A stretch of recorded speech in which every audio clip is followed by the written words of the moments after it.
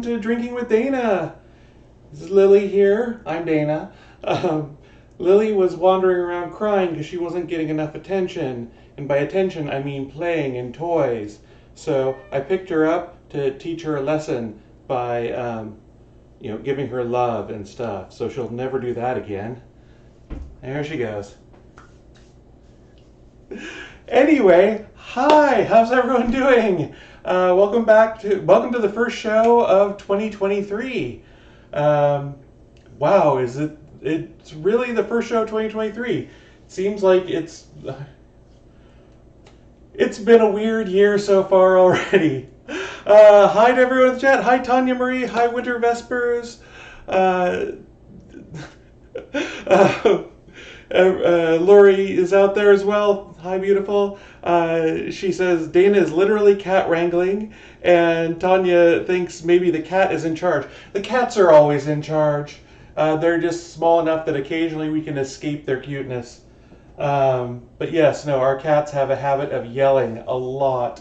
So normally they're asleep when we do these shows, but tonight Lily had a little tizzy fit. Oh my God, Tanya, thank you for subscribing. I really appreciate that. And again, I appreciate everyone. Oh, by the way, all of the new emotes finally got approved. So if you want to go through, you can actually see what they all are. It should be fun. I'm thinking about switching up a few of them because, quite frankly, and not without reason, but a lot of them are very gay. And I was actually using some of them on other people's streams, and I started realizing, yeah, there's a little bit of duplication and some that I'm not quite using as much as I should. So if you have any suggestions for ones you'd want replaced or what you want them replaced with, just let me know. Let me know in the chat. I hope you like them.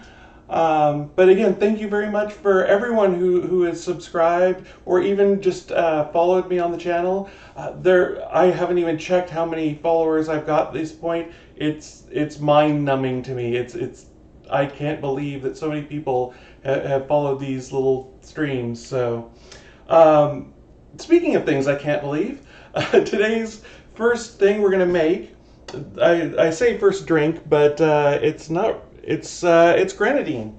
And when I watched Greg's channel on how to drink, and he made a bunch of syrups and things, and he always says, oh, never buy Grenadine, always use your own, make your own at home. It's really easy. And I was like, I'm lazy, and I've got this bottle of Rose's Grenadine that I never ever am going to run out of. But, if he keeps saying it's that much better, I'll give it a try. And I did make my own, and it is really pretty good. So I asked folks on my private personal Discord, would anyone be interested in seeing how to make the stuff? And a lot of people said yes. So that's what we're doing here tonight. I was actually surprised at that.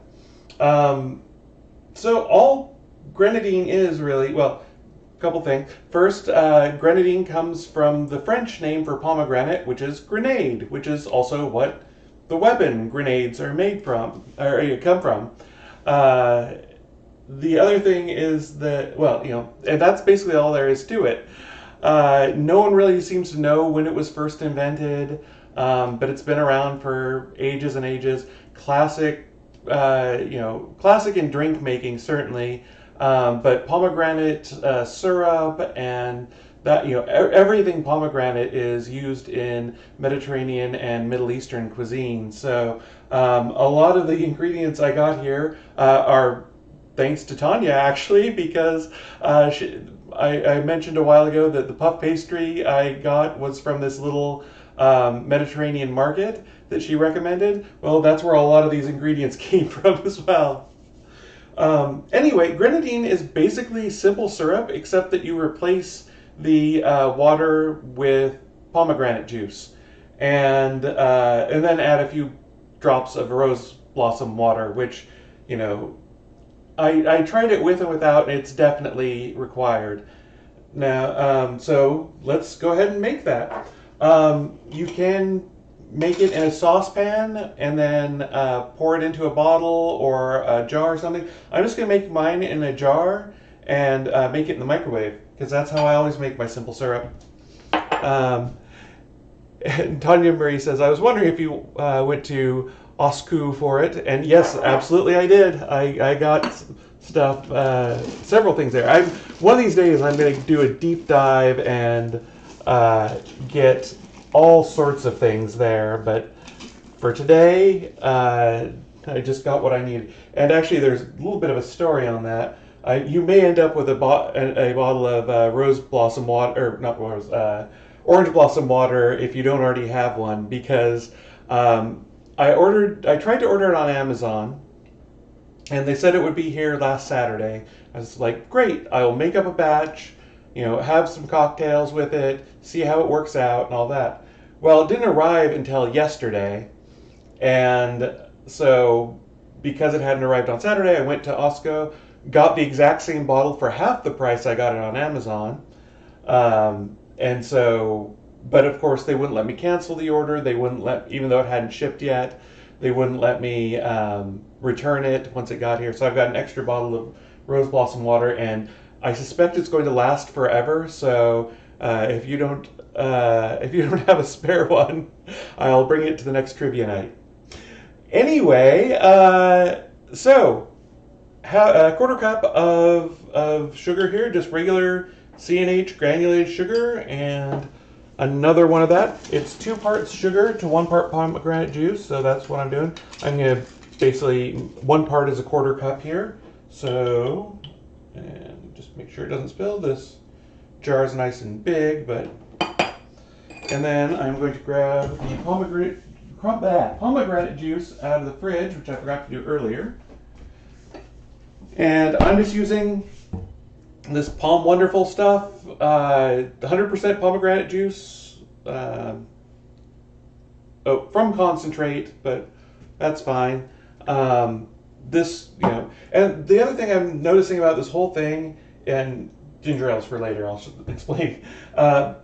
All the ingredients on here are really cheap, sugar cheap. This bottle of Palm Wonderful, which I've made, which is enough to make a batch where 1 part is 1 cup. So that would be enough grenadine to last you probably a year, unless you really go through it. This was like $3 or $4. An entire bottle of orange blossom water was $3.50. And then this other thing, which I'm going to get to in a bit, is pomegranate molasses, and it was $5 for the whole thing. So enough ingredients to last you a lifetime, well, at least several years or several batches, let's put it that way, is, like $10 or $15. So it is, considering roses, well, I haven't bought a bottle of roses grenadine in years. I don't know how much that is these days, but certainly this is going to be cheaper, and it is easier. Well, it's not easier, but it is better. All right, so a quarter cup of pomegranate juice. I should probably have shaken this up, but it's too late now. I don't know if there's anything in pomegranate juice doesn't look like there's any sediment in there.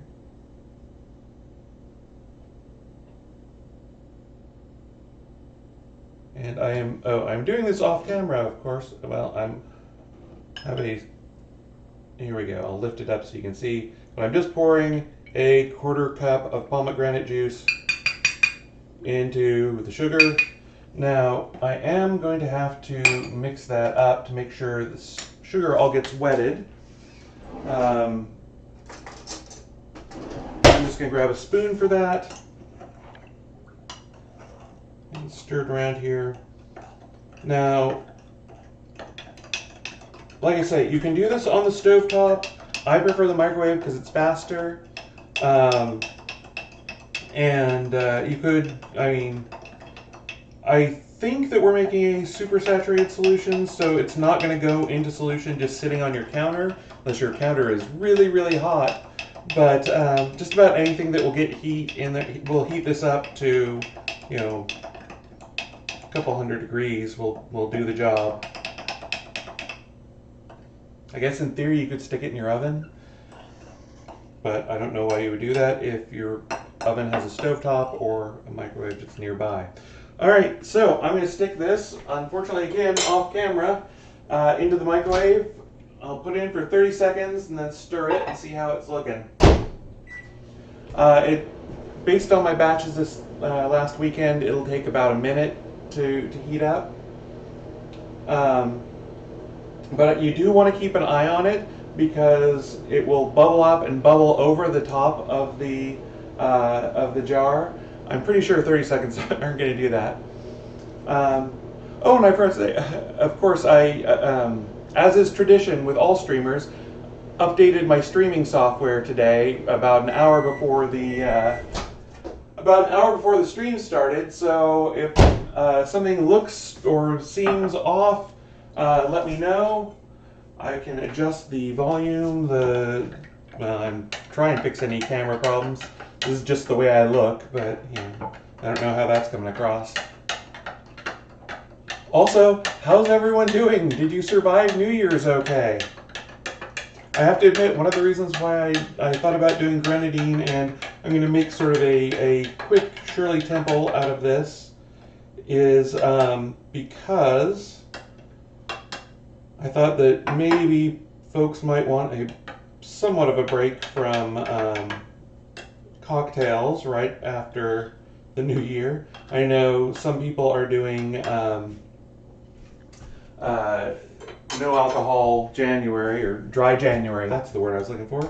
And by the way, this is still pretty cloudy. The sugar hasn't completely dissolved. I can put it in for another 15 seconds or so because it's already pretty warm. I don't want it to bubble over. For obvious reasons, I am not doing dry January. Some non-obvious reasons as well. Ska, yay! I'm glad you showed up. She says that I'm amazing. I disagree, but I'm okay. I'm not bad. All right, so this is very warm right now. It's not quite boiling, but I should probably have used a oven mitt or something to pick that up with. And Tanya says that she stayed in and watched TV for New Year's. That's what we did too. We sat on the couch, watched TV, and I'm trying to remember what we watched that night. I think just whatever we felt like. And then we tried to catch the fireworks, not realizing that we didn't have any access to local TV channels on the big TV. So we ended up just watching a broadcast of fireworks from around the world. All right. So that is the majority of how to make Grenadine right there. Now, the one thing you do want to do is add a few drops of orange blossom water. And for that, again, I've got the orange blossom water right here. Other brands are available. And first of all, it smells amazing when you open it. It smells like perfume. It's just, I can't describe, well, I can. It smells a lot like orange, but it's actually made from the blossoms of bitter orange. And if you've ever smelled a fresh orange blossom, it smells exactly like that. There's no other way to describe it. Now, when I do this, when I've done this in previous batches, I've always just poured some into a spoon and dripped it in a little bit at a time until I had roughly 4 or 5 drops. But I did my shot this morning, so I had a spare syringe there, and I just grabbed that so I can actually get I can actually measure out drops rather, and nice sterile syringe here. The other thing is that I would normally wait for the Grenadine to cool down a little bit because I'm worried that the heat will drive off some of the more volatile elements in here, but I think it's probably going to be okay. This is a pretty strong flavor and it should mix in pretty well. So again, move this back so you can actually see what I'm doing. So, syringe, orange blossom water, and take off my glasses so I can see. 1, 2, 3, and 4. And that should be all it takes. Now, and I'm going to put the rest back because, as I said, sterile syringe. And considering that I used 4 drops of this stuff for, this much grenadine, you can see that this bottle is going to last me a good long time. So let me put this, put the spoon in the sink, so I'm just going to swirl this around in here.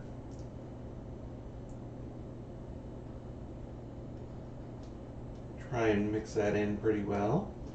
Now, again, I mentioned that I got this recipe and the idea from Greg on how to drink.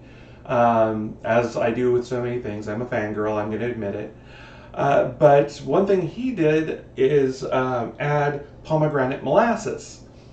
And he says it gives a great flavor, and I've never done that before. So I thought, mostly because I forgot to get it last couple times I went out to run errands. So I picked this up about 2 hours ago from the store and haven't had a chance to do much yet. So I am going to, I have actually this grenadine, which I made up earlier, exact same recipe. Maybe a little bit more orange blossom water. I think I may have put a little bit too much in there. But I'm going to pour some in. Now, he doesn't give any good quantities on this. He just says a short pour. And he was doing his in much larger batches, so it was, excuse me, a little tricky to figure out exactly how much he was adding. So I'm just going to pour, let's say, that much in. You can see that, and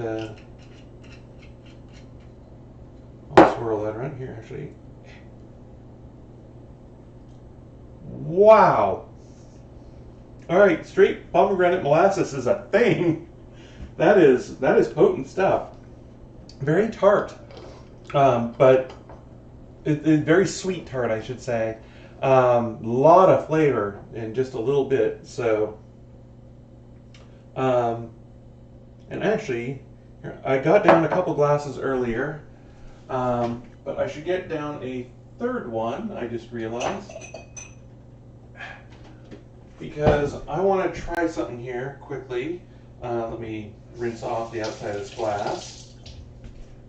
And I got myself some ginger ale, and I figured that I would make basically Shirley Temples the way I've always made them. Now, a real Shirley Temple is made with basically using the grenadine as a almost like a syrup in a Italian soda.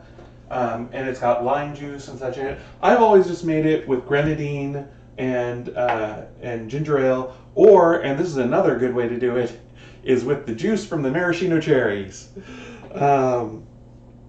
So I'm going to basically make make Shirley Temples out of the 3 different grenadines, see if I can tell them apart, see what I think is different about them. I'll be right back. I forgot to grab the roses.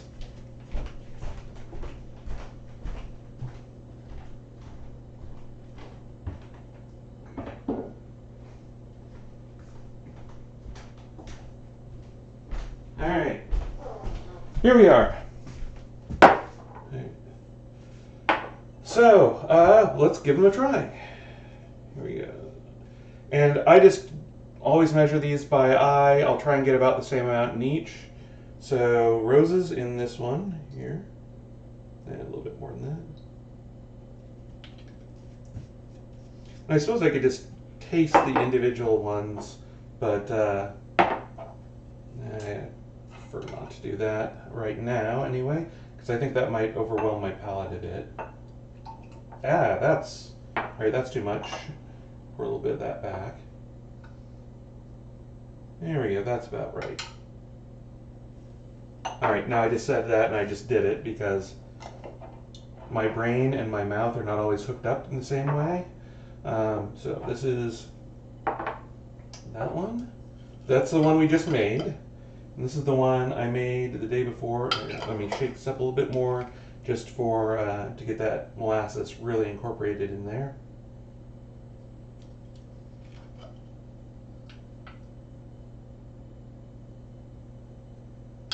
I think that's right. Let me take a look here. And maybe a little more of the roses, just to be fair. Here.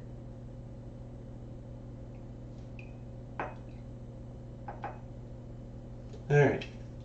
So that's probably more. I don't know. Actually, more of this. All right. So ginger ale in with each of these.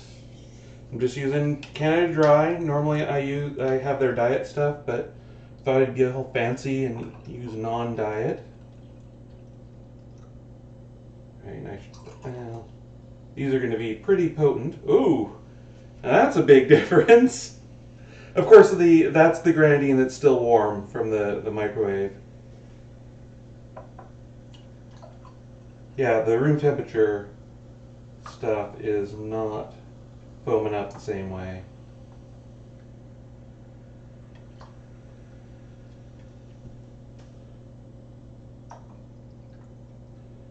All right. There we go. That looks like they're about even. All right. First, the roses. Oh, wait. Lori says Dana's Grenadine is the bomb, pun intended. And Ska's using the new dancing cat blob emote. Yay. And by the way, Lori, if you'd like to come and stand off camera, I'm not going to pressure you. You don't have to. She's had a rough day. So anyway, roses with ginger ale.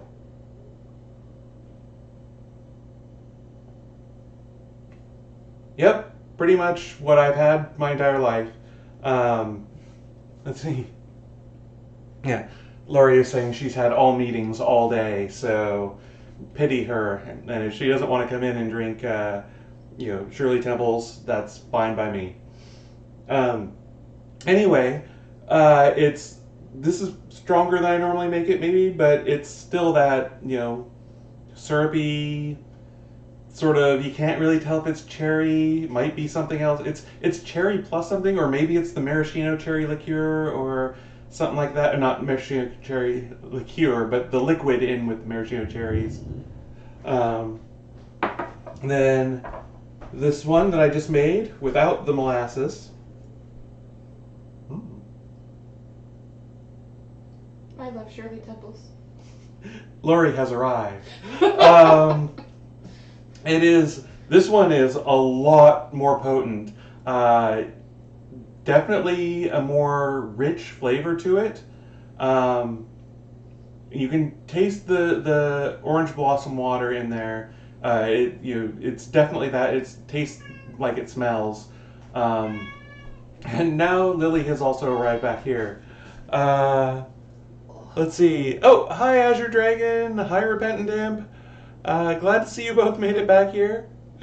All right. So we're doing the taste. If you missed it before, we're doing the taste test of 3 different types of Grenadine. First was roses. This was the one we just made. This is one I made earlier, but I added some pomegranate molasses to it. So, and actually, like I say, this one is a lot stronger, a lot more intense flavor. Definitely tastes the orange blossom in there. Definitely not cherry. I'm not sure if I could pick pomegranate flavor out of a lineup, but this is definitely something else. Definitely something than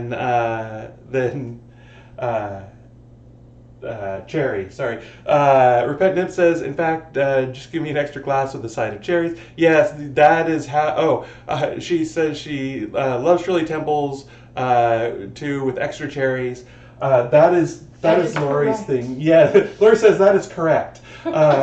there's one or two cocktails I make for her, or even when I'm doing it Shirley Temple, that I will add more maraschino cherries the worst of a day she's had. And usually I get one of those really long cocktail umbrellas and just fill it up to the top. All right, this is the last one with the pomegranate molasses.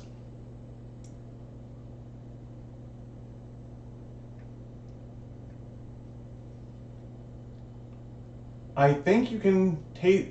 Excuse me. I think you can taste the difference. I also think this one I just made up stronger. Although that one, I mean, again, you're not really. You're tasting almost diluted grenadine as opposed to the ginger from the ginger ale in there. I'm actually going to dilute these two down a little bit more just so I can sort of pick out the flavors a little bit better. That's. Did you want me to taste? Oh yes, sorry. I should have Lori taste these before I dilute them down too much.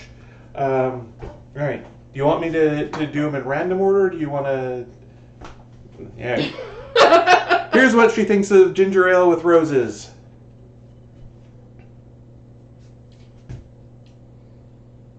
It's pretty good. It's what I'm used to. Yep. So, can you hear her, by the way? Okay. She said that it's good, but it's what she's used to. Okay, you can hear her. Okay. All right. I just got closer to the camera in case that helps. All right, here you go. And they're saying hello to you. Hello. All right. This is a little sweeter than roses, and so I like it more. All right.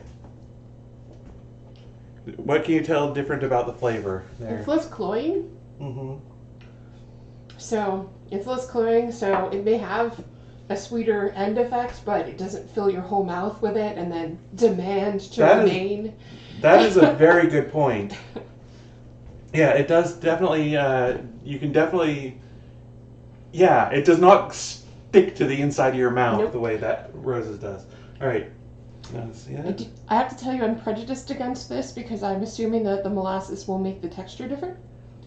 So we'll find out. Okay. Oh. No.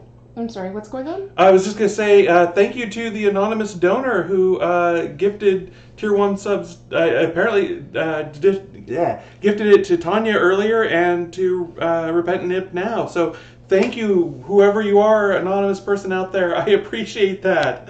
We will not disturb your secret identity, but we appreciate the superheroics you have formed. Absolutely. All right, so your comment on that? It's not substantially different from the first one, although I have to say not the first one, the one you made today seemed a little more refreshing in terms of I don't know, it's just lighter tasting, if that makes any sense than this. I can see that. Yeah, this has a little more dense flavor to it. I would say the texture isn't necessarily different, but no, it's not, which is good. But yeah, the other one without the pomegranate molasses is definitely a little lighter. So, okay, is my service concluded? Yes. Okay. Thank you for coming out. I love you, baby. Bye, everybody. I'm going back to being behind the computer now. So yeah, all right. Yes, as Tanya says, not all heroes wear capes. And I should say, and everyone said hello to Lori, so she says hi back. As actually, she did say hi back when she was here in a minute. I'm sorry, I'm always flummoxed when the people actually spend. I want everyone to know that your tips are always very appreciated, and will be spent on women in booze. If I very much appreciate all of those. But never feel like you have to tip. I'm doing this because I want to, and I like hanging out with you all. So thank you. I really appreciate it. All right. We can tip. So there are a couple ways to tip for people who. And let me type. Well, all right. All right. Sorry, that was technical difficulties. I clicked in the wrong box there. All right, so if I type in !tip, if stream Oh, dang it. Well, there should be something there that says, "Oh, I know what happened. I turned that thing off because I was doing that charity stream. I never turned it back on." Normally, you can type that and it'll come up with ways that you can send me money. Um, or if you see the little thing where there are bits down at the bottom, next to your chat box, there'll be a little thing that looks like an arrowhead, and you can click on that and you can buy bits and then tip them. That's the way I get the most money out of it. For every bit you tip, I get like a penny. So if you tip 100 bits, I get $1. And that's about, if you spend like $20, it comes out to basically a dollar per 100 bits or something like that. It's pretty close. I know, obviously, Twitch is going to skim off the top, but anyway. And like I say, I will put money into things like pomegranate molasses and orange blossom water, and actually the bottle of rum I bought today. But yeah, no, I'm actually, this was a fun experiment. I didn't get a chance to do this the other day. I'm going to go through them again just because they're here. Yeah. Again, roses is roses. It's what I grew up on. So it's got, and actually there's sort of a weird taste in the middle that I kind of associate with Spree candies.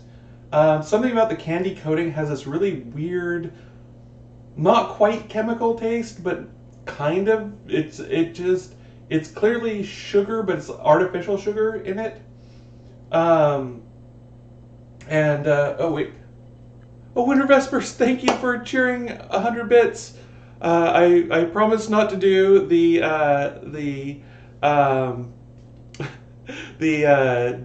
Twitch DJ thing and call them biddies, because I'm not apparently that kind of girl. But thank you very much. I very much appreciate that. And then let's see. Gwendolyn Lamont, thank you. Good to see you again.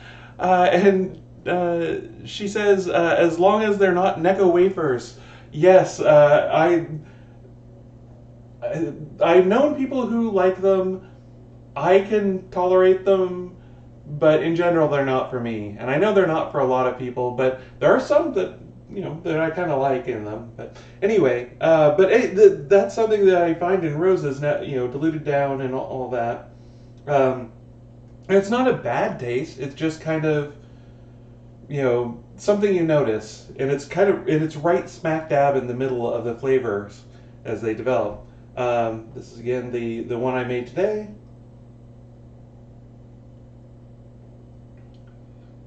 It tastes a lot more like fruit. I think that's the best way I can put it.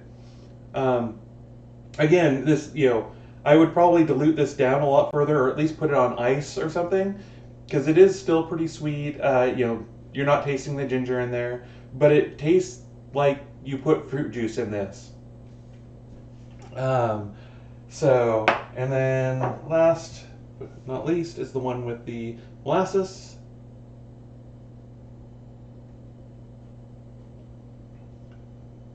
See, I kind of like I think I can taste the molasses in there, and I think I kind of like that. But again, it's certainly not required. It is a subtle difference at best, I think. I think it is a little bit sweeter, as Lori put it. But I don't know. She liked the middle one. Make it, try it out. See if you like it. If you have the pomegranate molasses, if you can't get it near you, I know not everyone has a Mediterranean or Middle Eastern store near them.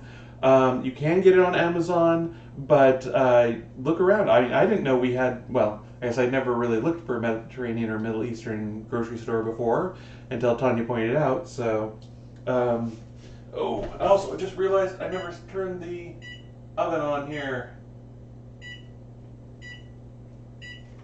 Sorry, this year it has gotten off to a sort of a busy start for me, and that's actually something I want to mention. I should do that while I'm cleaning this up and getting ready for the food portion.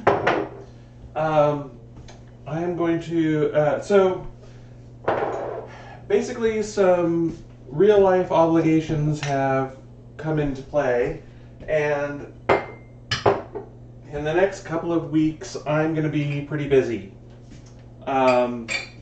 And it's going to be kind of busy in I'm going to have to do a lot of work that's going to leave me a little bit drained kind of way. And let me go ahead and, have I had this on food the whole time, or did I switch that over? Oh, geez. By the way, Tanya Marie says, I can't live without my Middle Eastern grocery. I'm starting to realize that. Okay, I did do that. See, this is the mental state. It's at the point where my brain meds are just not kicking in anymore. Anyway, so yeah, some pretty busy and pretty draining stuff is going to be happening in the next couple of weeks. I'm fine. Lori's fine. Don't worry about that. But my dad's going to need some help over the next few weeks. So I'm going to the relevant part is for the show that comes after this one, I'm not really going to have time to prepare for it like I normally do. So, I know I mentioned in the last one that I'm going to be doing a couple of, varying up the format and stuff like that. Well, I didn't realize it was going to come quite this soon. So what I was thinking about doing for the next one, and I'd like to get your feedback on this, is I was just going to get a bunch of canned cocktails and go through and do a tasting and see which one of them are worth buying. Because, I don't know about you, but I get tired of making my own cocktails a lot, and with the pandemic still going on, it gets a little tricky to go out and go to a bar and stay safe, especially in wintertime. In summer, you can go out and get let me clean this up. Go out and go to an outdoor seating at a bar. Well, I should say, in winter here in the Northwest, and apparently in California too right now.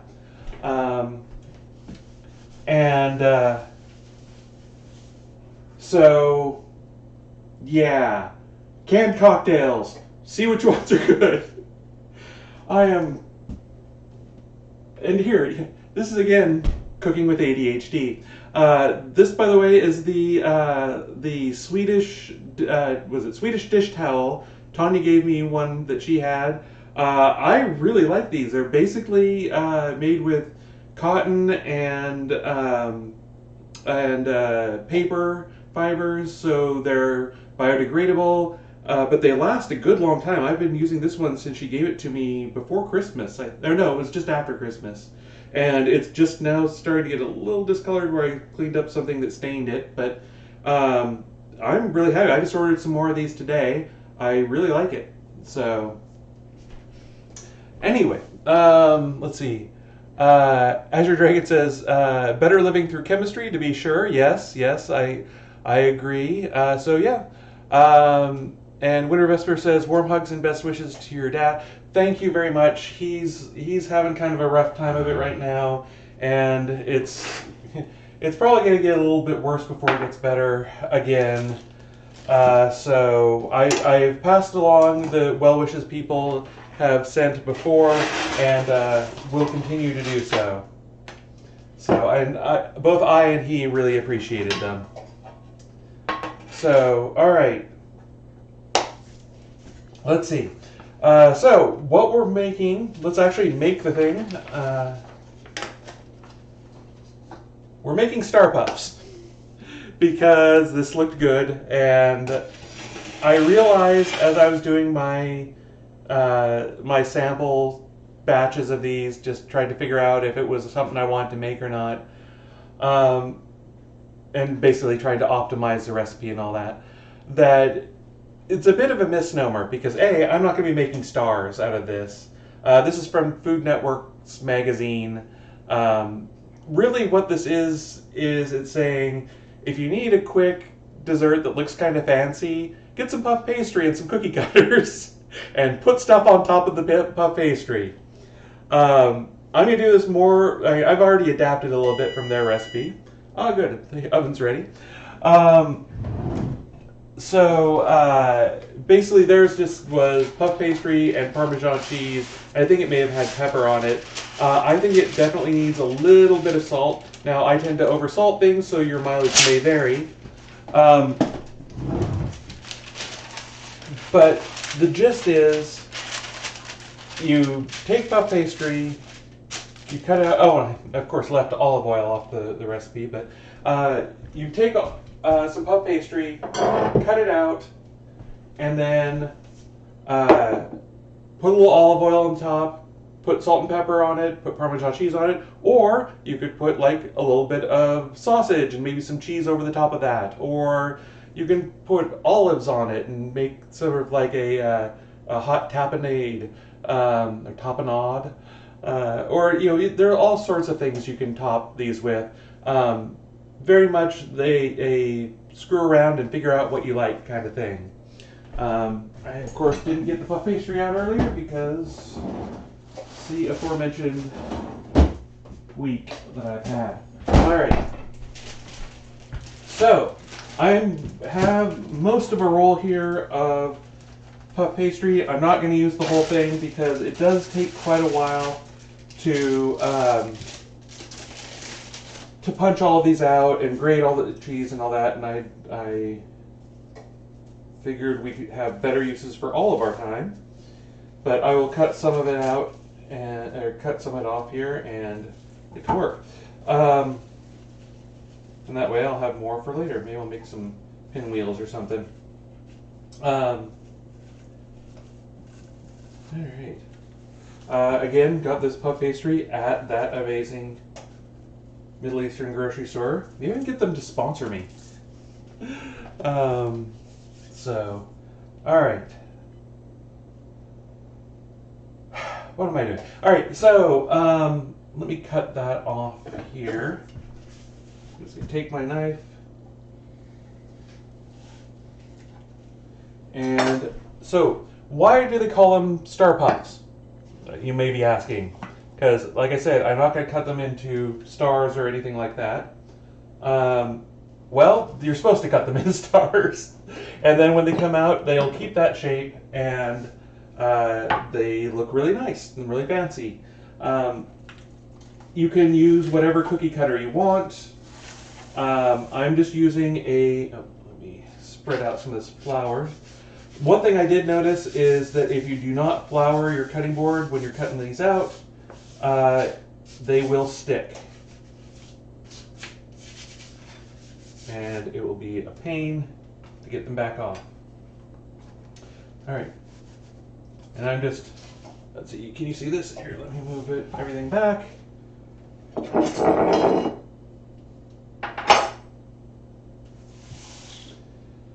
Alright, so, lightly floured, well, a little bit more than lightly floured cutting board.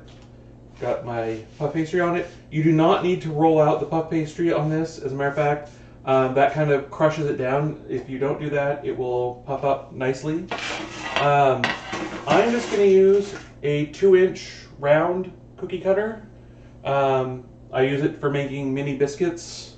You can use, as I said, whatever you want. One thing I would say, because I tried a few different ones, I did actually have a small, and this is kind of the problem I had. I had a small star cookie cutter and a large star cookie cutter, but nothing that was in the right size. The big star was too large. The small one was too small. You couldn't really get enough of the cheese on it to really have the flavor. So I tried a few others today. I tried a pumpkin, which was okay. There was, about more like an inch size. And then I tried a ghost. The problem with the ghost was that the features were not sharp enough, not distinct enough, so you couldn't really make out the features very well.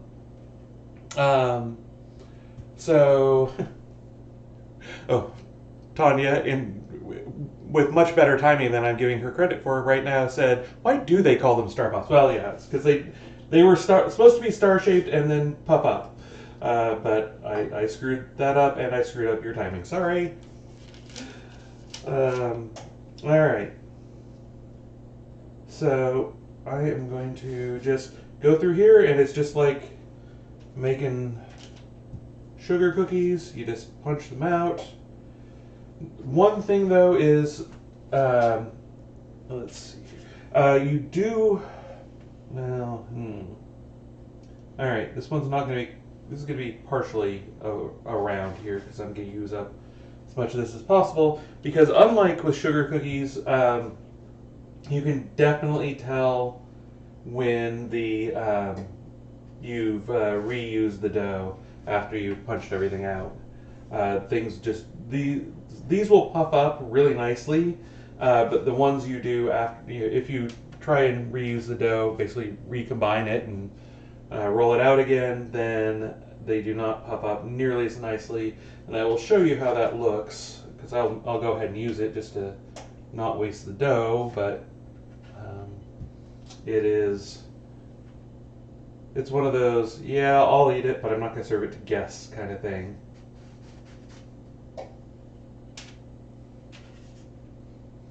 Alright, and again, another not quite whole circle on the end.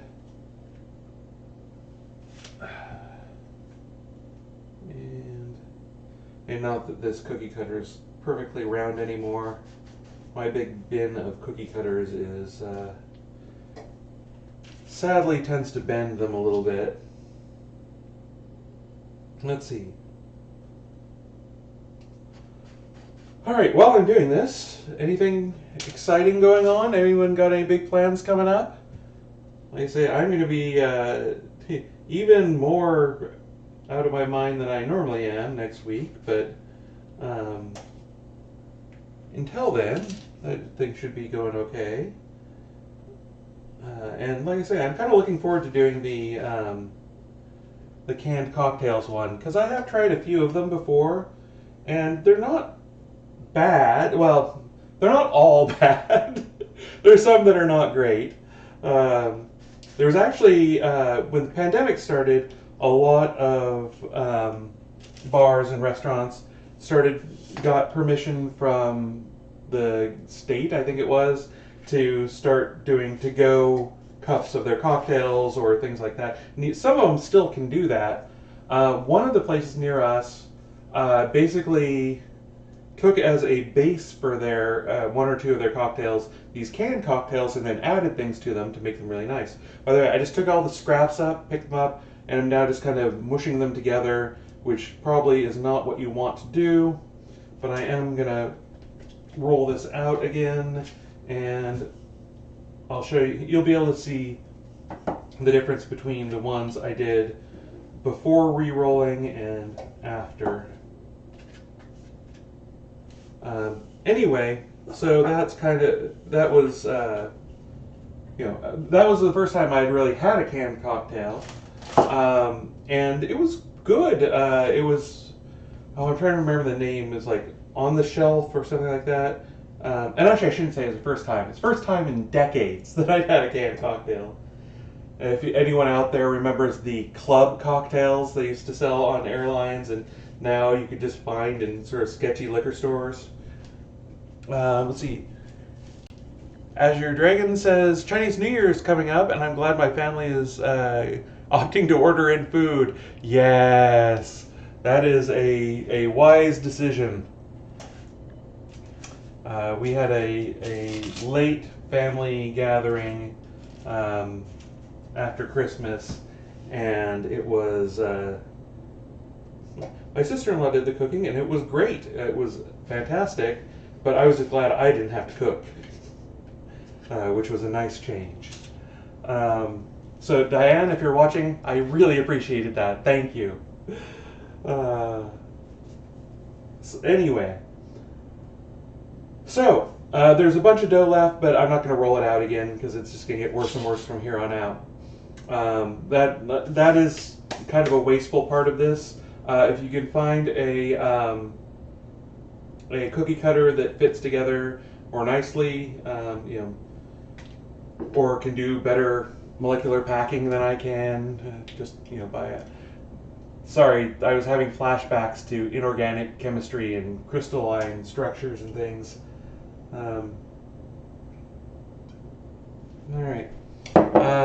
Winter Vesper says.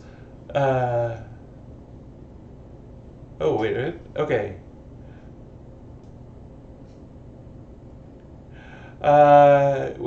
Winter Vesper says, I've seen an abacus in real use and it looked amazing. Oh, it's something that. Sorry, that I missed. Repentant Imp saying, I'm learning how to use an abacus for no reason. And yes, it does. Using an abacus looks really impressive. I mean, obviously, I've made abacuses out of beads and that sort of thing. But seeing someone who knows how to use a real one is very impressive. By the way, what I'm doing right now is I've just got some olive oil and a brush. I'm brushing the tops of these with olive oil. Again, let me move things so you can see it. I am really bad about that. By the way, if I start doing things where you can't see what I'm doing, please shout at me. I want you to be able to see the whole thing. That's kind of the point. Well, all right, the point is for me to hang out with all of you. At least that's my point. I enjoy it. All right. So, but yes, just brushing some olive oil on the top of these.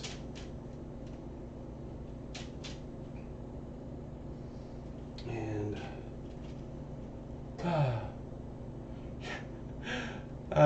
Tanya says some side conversations going on without you. Yes, I understand. I'm not the most important thing. I'm just the star of the show. I have to work on my diva presence. Study Miss Piggy. Learn her ways.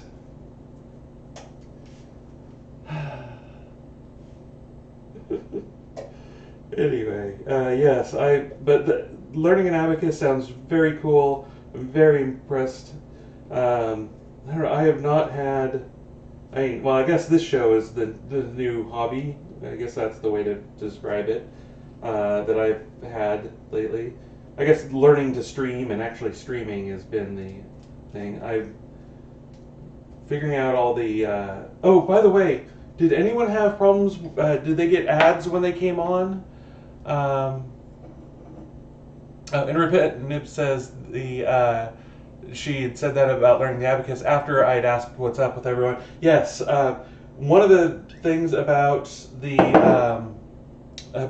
setup I use, I've gotten it to where I get about 10 lines of chat, but I don't get all. If it scrolls past that, I'm likely to miss it. And usually, chat moves slow enough that that's not a problem. But I appreciate. But enough people have actually started. In recent episodes, enough people have come and started chatting and such that I have started to miss things. So I think that's amazing, and also I wish I could. I wish I was in there with you. The curse of the housewife. You're cooking while everyone's having good conversations and chatting and stuff. Anyway, but I love that everyone's chatting. And thank you, Azure Dragon, for subscribing. Yay! Okay, Tanya says there was a brief commercial when she connected, and Repentant Imp says that a screen asked if I wanted to be targeted, but no actual ad. That again, the anonymous gifter strikes again. Thank you very much for doing that. I appreciate it. And Tanya Marie says, that's why the party happens in the kitchen. Exactly. That's, yes. That's, that again, I've said it before and I'll say it again on this channel, that this show should feel like you've arrived to the party a little bit early and I'm not quite done yet, or just on time and I'm not quite done yet. And I'm still getting things ready in the kitchen, so we just talk in here. Yeah, anonymous gifter is amazing. Thank you. Maybe that's the emoji I should make. Is thank you, anonymous gifter. There's a DJ that I watch named Star Noir, and there's a person who goes by the name Auto Jim, and what am I doing? He is just incredibly generous in donating support. So she made a Team Auto Gym emote. So maybe I should do a Team Anonymous Grifter. Anonymous Gifter. Anonymous Grifter would be something else entirely. And maybe we have an anonymous grifter here, but if so, they're staying good and anonymous. This is a very long con if all of these anonymous gifts are part of some con here. I respect the hustle in that case. I also am incredibly grateful for all the subscriptions. So, olive oil on all the little rounds. I'm going to put some salt and pepper on first because they will just stick in that olive oil. Unlike my normal nature, I am going to use a lot finer ground of the pepper here. Normally I like big chunks, and unfortunately this thing does not do as well when I'm using finer ground pepper. And I'm actually using a fair amount of pepper here. There we go. Just because the Parmesan has a pretty strong taste, and because I'm putting that over the top, it's going to cover up the pepper a fair amount. So I want it to come through. Here, let me show. So, well, here. All right. So that's how it looks right now. That's just pepper on olive oil on puff pastry. Repetitive says, I like big chunks and I cannot lie. Respect. And Azure Dragon was going to say that. Tanya Marie says, power tools for the pepper grinder. I've never seen that before. I absolutely adore my automatic pepper grinder. I use this thing just all the time. I know that it was Alton Brown who got me into using more black pepper than I normally do, but getting this, I use a lot more. It gives a lot more flavor to things. I just, especially if you have to grind a lot of pepper at one time for something, then it's absolutely fantastic. All right, I'm not going to put a ton of salt on here, which for me is a bit strange, but just a pinch and just a few grains of kosher salt on each one, because I don't want to. The Parmesan has a pretty good flavor on its own. This is just going to bring it out a little bit. And also, when you're drinking, you do tend to want saltier foods, and they say that's because bartenders, put out salty foods to keep people thirsty, which gets them drinking. Yeah, I've never really, that is, I'm sure, to some degree the case, but I've also found that when I'm drinking, I want saltier foods, and maybe that's just my conditioning from, going to bars and restaurants and things. All right.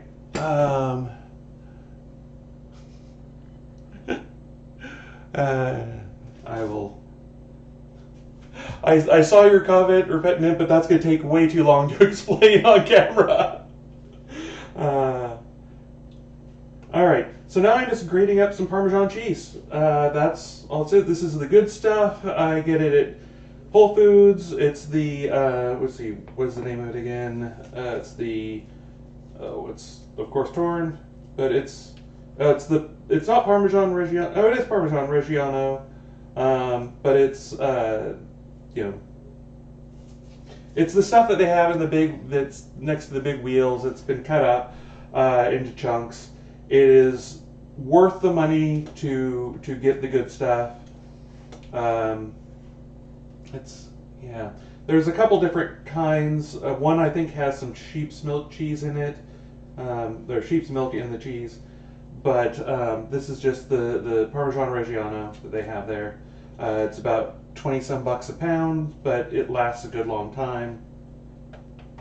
Unless you're like making a ton of garlic bread. Alright, so one thing I learned in my test batches is you want to put a good pile of Parmesan on this, on each one. Try and keep it on the actual round, and that will, or on the whatever shape that you make, because the stuff that's on the side will basically turn into Parmesan crisp, and will change the shape of your cracker or puff or whatever. I guess puff is the right word. All right, Winter Vespers.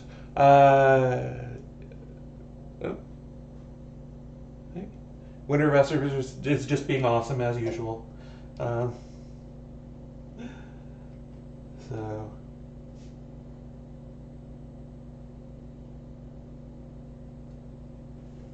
Let's see. Yep. So again, just nice big piles of Parmesan, which, you know, is never, well, I guess I'm sure there are some situations where having a big pile of Parmesan to work with is a bad thing, but I suppose if you're expecting like, you know, truck parts or something and you get Parmesan instead, that would throw a wrench in the works, or at least throw off the plans for the day. Okay.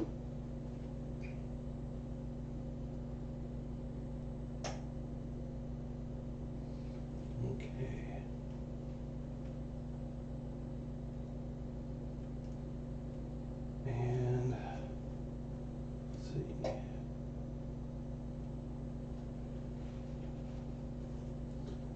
And just need a little bit more here.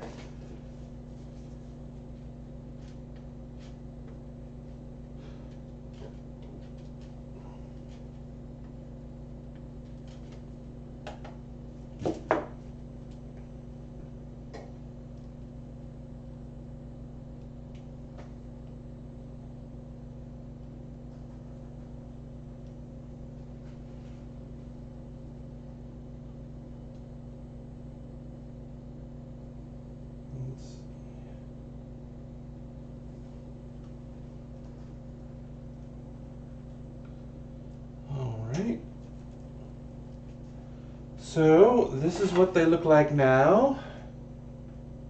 If you can see that, there we go. Just a mound of Parmesan on top of the olive oil, salt, pepper, and puff pastry. And I'm now going to put these in a 400-degree oven for, I'm going to say 9 minutes, but maybe 10. Let's see. One thing I will say is that the original recipe called for this to go in for 15 minutes, and when I had these little tiny stars that I was making, after about 5 minutes, they started getting real dark. So you're definitely gonna have to change your cooking time based on the size of your cookie cutter. So. Okay. Azure Dragon is saying that this is the year of the wood rabbit. And Winter Vesper says, an adorable bunny safe here would be very welcome. Yes, please. What was last year? What was last year? I forget. I don't know if we've had a rat recently. Rat's my birth year.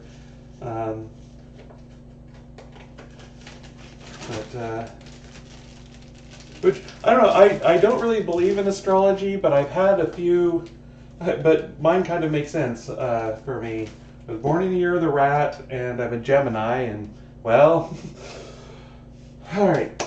So, while those are in the oven, I'm going to tidy up a bit, and then I'm going to get ready for the last thing. Yeah, let's see. Last year was Year of the Tiger, okay.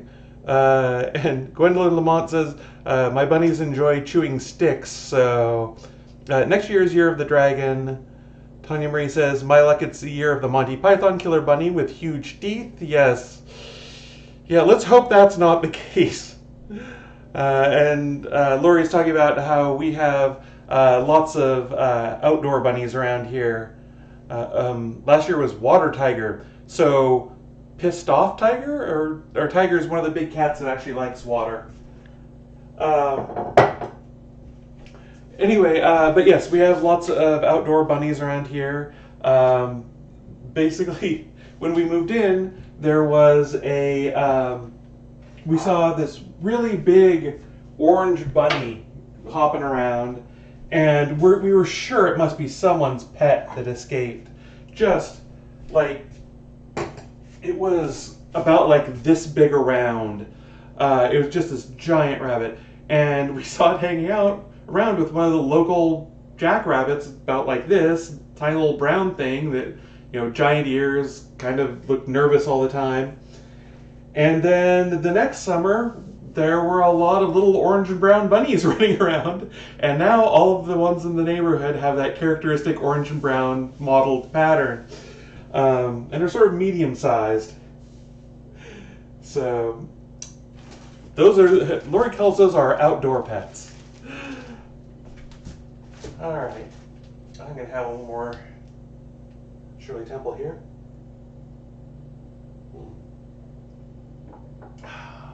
That was one of the good ones. Alright, let's see. I'm just going to throw away this leftover dough, because unfortunately puff pastry is not real great when after it gets worked a couple of times.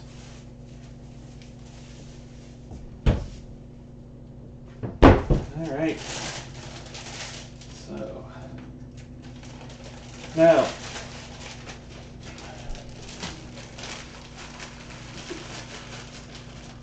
all right. Yeah. Some part of me thinks that I do need to learn how to edit the stuff so that you don't see me putzing around in the kitchen for about 10 minutes between things. But I don't know. Turns out I'm very lazy, so I'm not going to probably do that. Alright, so what we're going to make next is the second drink here, which is the Bacardi cocktail. Now, so I make these sheets of notes about the stuff I'm doing just to remind myself where I'm on. First thing is, of course, check my voice, and then I have a couple lines of notes, and then a big, basically the same graphic for the recipe on the screen that you see. These are the notes for the Bacardi cocktail. It is down to here, and that's just abbreviated bullet points. So, basically, the Bacardi cocktail is effectively a daiquiri where you substitute the simple syrup for grenadine. That is the whole thing. But how that came to be is very complicated. See, it originated in Cuba, and the idea, and this drink didn't really have a name at that point. And it was brought to America by a sailor in 1909. I don't know when it was invented because it's Cuba. They've had limes and rum forever, and the idea of limes, rum, and sugar is not really a huge jump. But so the recipe it came to America in 1909 by a sailor who had developed a taste for them. But at that point, there was no grenadine. It was just simple syrup. And then someone in America later on added the grenadine to it. Now, at some point in there, it was called the Bacardi cocktail, and also a daiquiri, although it was really originally spelled with a G instead of a Q, if I remember right, a daiquiri. And then from over the years, they swapped ingredients and swapped names, and at one point, a daiquiri had grenadine and a Bacardi cocktail had simple syrup, and then they switched, and then they added other things in, and honestly, the name Bacardi was more, and having Bacardi rum in it was more important than what the other ingredients were. because in 1936, the Bacardi cocktail had been named, and Bacardi rum was out there, had been for a long time. So Bacardi sent their lawyers out to do a sting operation in the bars of Manhattan, and found that the some bartenders were making Bacardi cocktails with other rum, and this was, in their mind, inconceivable. So they actually took these bartenders to court in and it went all the way up to the New York Supreme Court, and they had expert witnesses who testified that using this other rum led to mouth-puckeringly off flavors, and it was just a whole thing. But on April 28th, 1936, the New York Supreme Court ruled that a Bacardi cocktail must contain Bacardi rum in order to be called a Bacardi cocktail.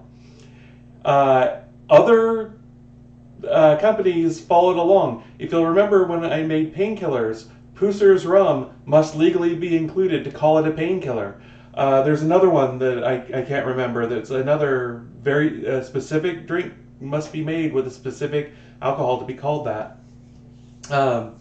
So the name and the rum were specified, but the other ingredients weren't. And so even Bacardi's own advertising from the 30s through the 50s suggested you could make it dry with just simple syrup, or sweet, which means that it included grenadine. So I'm not really sure when it finally became fixed as this recipe, but this is the official. There's actually an official organization that keeps track of drink recipes, and this is what they wrote down. They did it in centiliters, so I converted it over into ounces just to make things easy. Now, we skipped alcohol for the first drink of the night. This one makes up for it. I'm going to warn folks now that this is a very strong drink. So, and Gwendolyn Lamont said, a daiquiri is a super pirate rogue drink. Yes, a daiquiri is perfect. I actually kind of like that as a name. I actually should invent a drink and just call it the daiquiri. But it would probably be pretty close to a daiquiri or a caprihina. So, I, of course, reverted to form and put the booze first. We're going to build it, again, cheapest ingredient to the strongest. Oh, one thing I will note, by the way, just because I saw the swizzle stick I got out just in case I needed it earlier. If you keep your grenadine in the refrigerator, like I've been doing with the ones that I've made, roses I just keep on the shelf and it's fine. Oh, excuse me.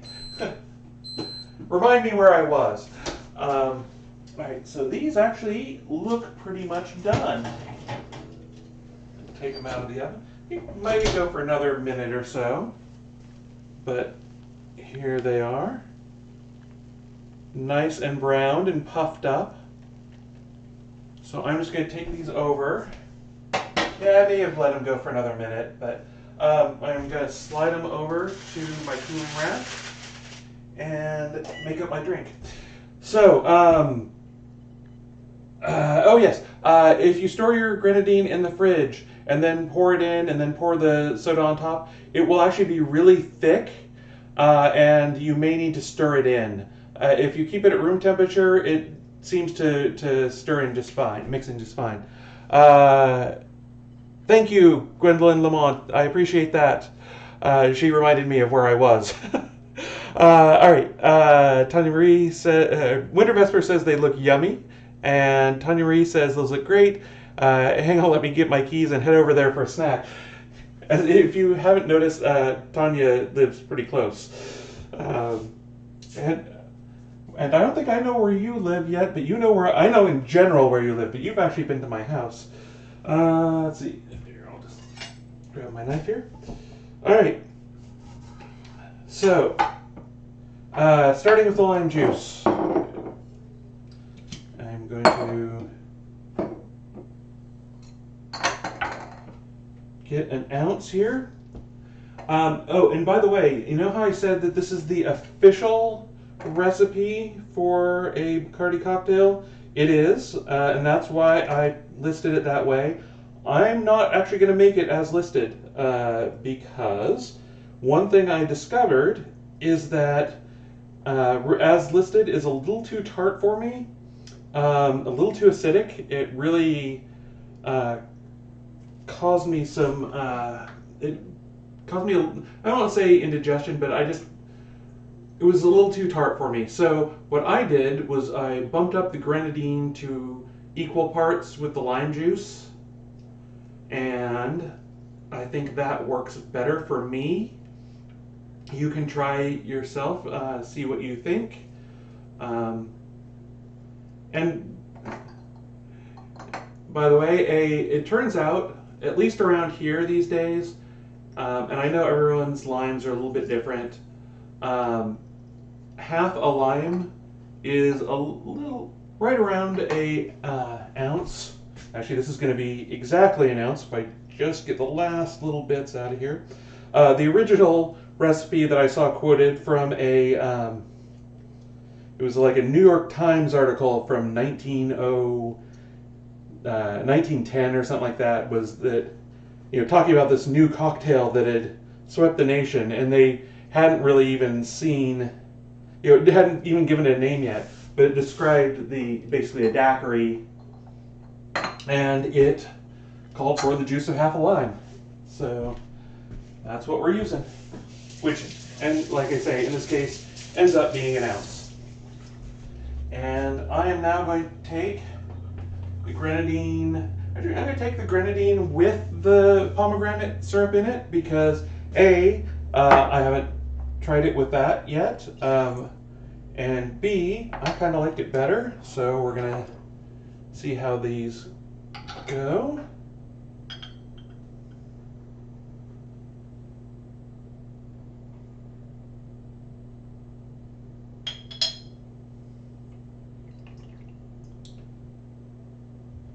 Now, well, here, I'll wait until I get that.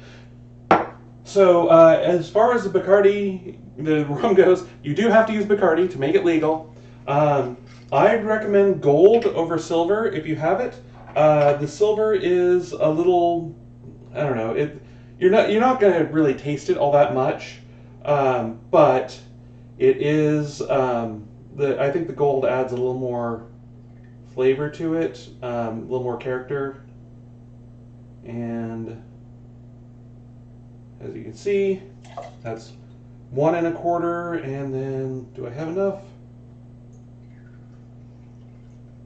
No, just short.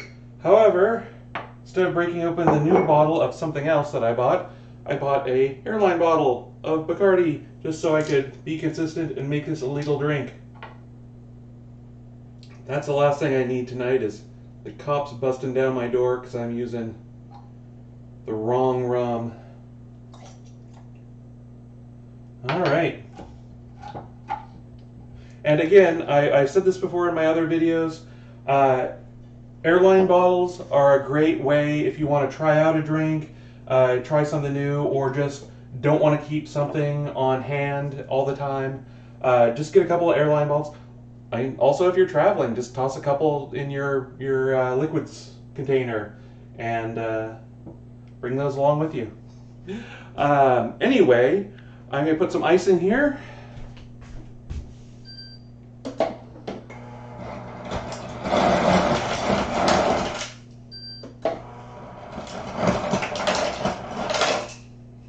All right, and then shake.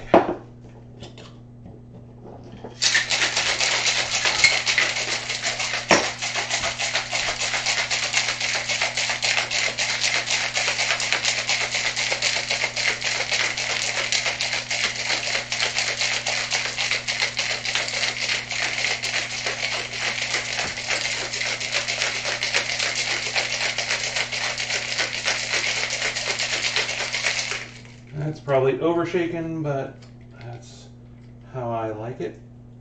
And here you go.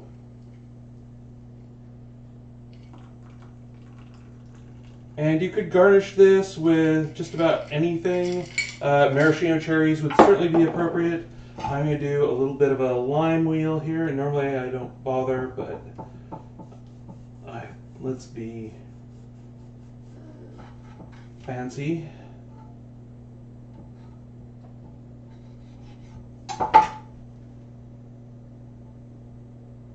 And I will set this on the back camera so you can see.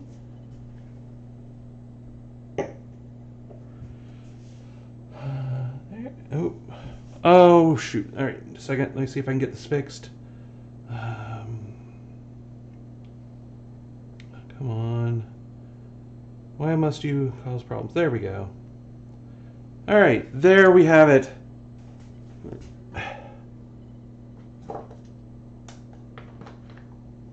Turn the little light on. You see, nice, opaque, very pink. So, in my opinion, I really wish that this had been popularized much more than the Cosmo, because Cosmos, if done well, can be really nice. I think this is a much better drink, and it's just as pink.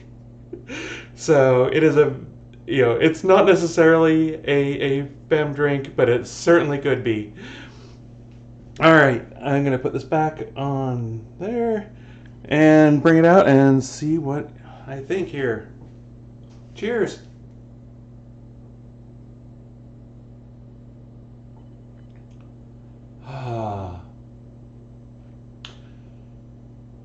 It's lovely. I think actually having the lime wheel on there adds a little bit more lime than I noticed before. I'm actually going to pull it off just for now. It looks pretty, but gets in the way of drinking. Let's see. Winter Vesper says, maybe the New York Bacardi decision isn't binding in Washington. I don't know. It's bartender law. I wouldn't want to run afoul of it, just to be sure. Speaking of, all right, flavors. Yeah, I'll get to the cheese puffs or the star puffs in just a minute. So, yeah, Tanya does point out that the wedge adds an aroma which can really affect the experience. Absolutely true. I was noticing a little more lime oils on the palate than on. But you're right. The aroma definitely adds to the experience, or can affect the experience. So let me try again.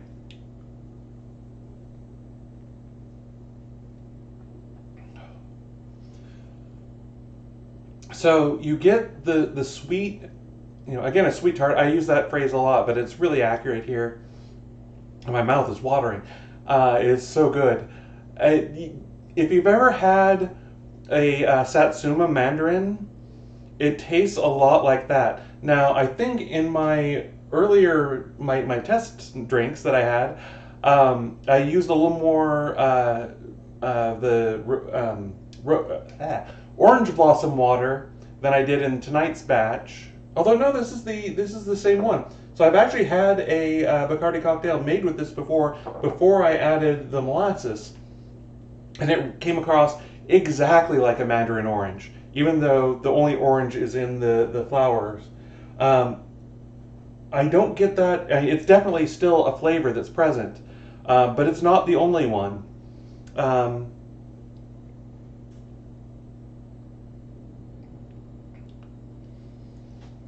You get a little bit of the astringent flavor of the, you get a little bit of the alcohol flavor in there, but it's very muted. So actually using I hate to say it, but using a better rum might actually, you might be able to pick out some more flavors from that rum. But again, they would have to be pretty strong to come to the fore, and then also it'd be an illegal drink. It's definitely fruity. You get, and like I say, it tastes a lot of mandarin orange, but it's more complex than that. The mandarin orange is on the front end of the flavor.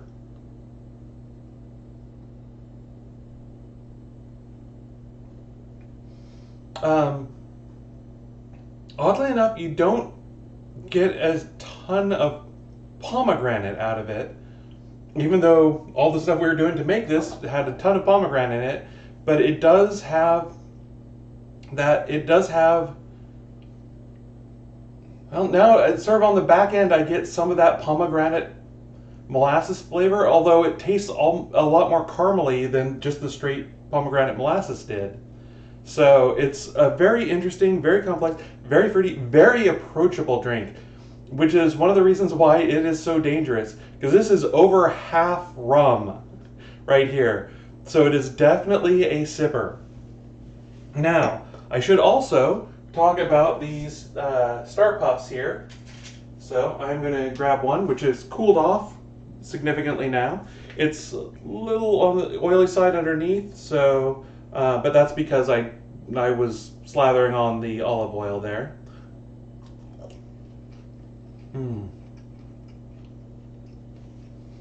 It is definitely puffed. There's a lot of air inside, so that's why I don't mind just doing a 2-inch disc in one bite.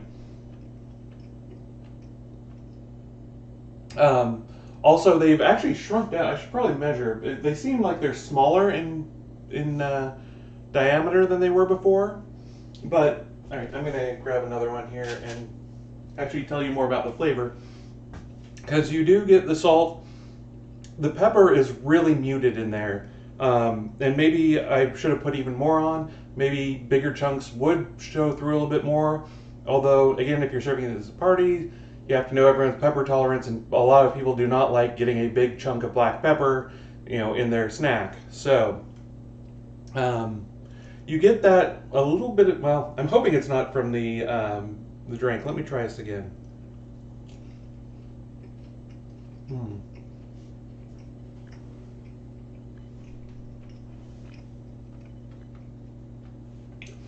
Yeah, the tang is definitely from the Parmesan cheese.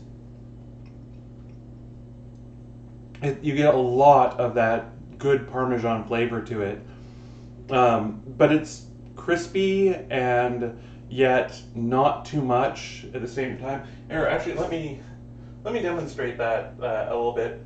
So this is the puff as it comes out of the oven, and then that's how thick it actually is on the inside. The rest is just air, and one of the cats will eat up the piece that fell on the floor.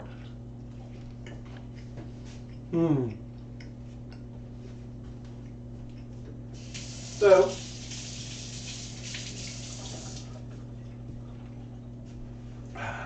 and now a sip of the drink.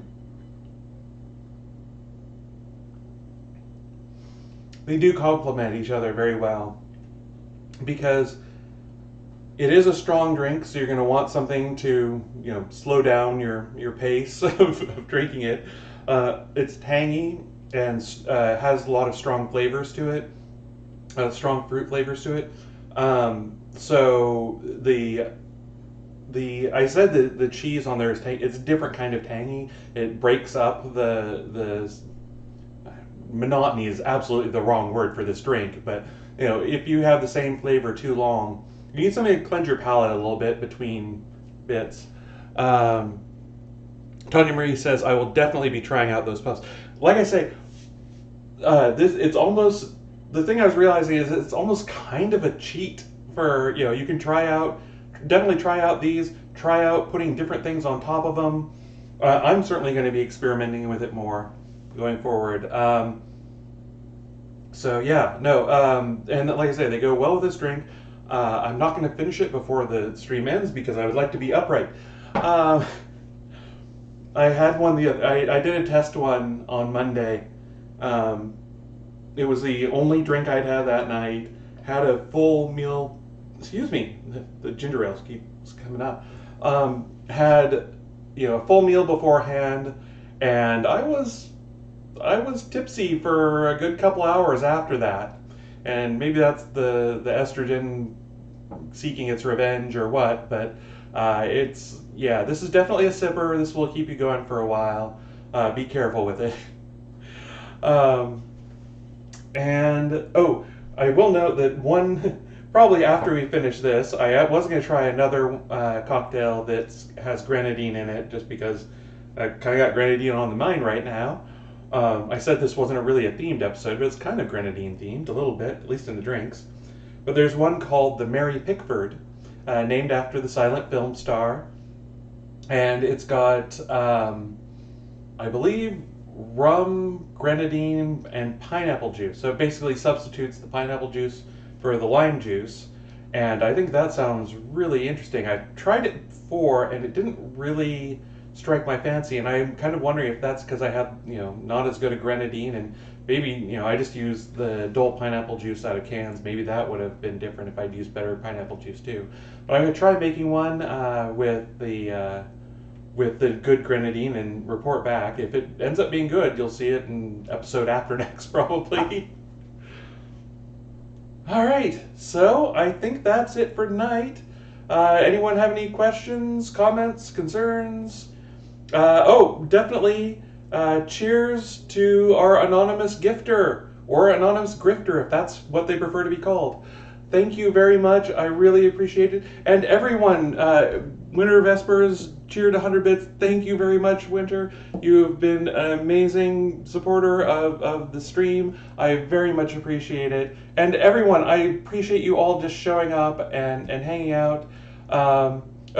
Because I'm conditioned to do this at this point. If you're watching on YouTube, please like and subscribe. That will really help me out. If you like the stream, or the YouTubes that I put up, the video I put up, it will help other people find me and grow the audience a bit.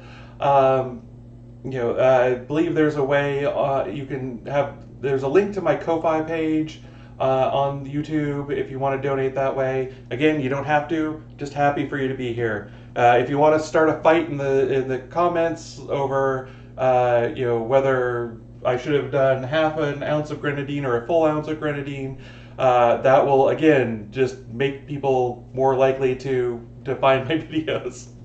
So thank you all. Lori says, thank you all for coming and making Dana so happy. Yes, you really do make me happy. I'm so lonely without you. No, actually, I kind of am. Lori can only do so much, put up with me for so long. Scott, thank you very much for coming. Let's see, Winter Vespers says, thank you so much for the show. Well, I really appreciate you being here.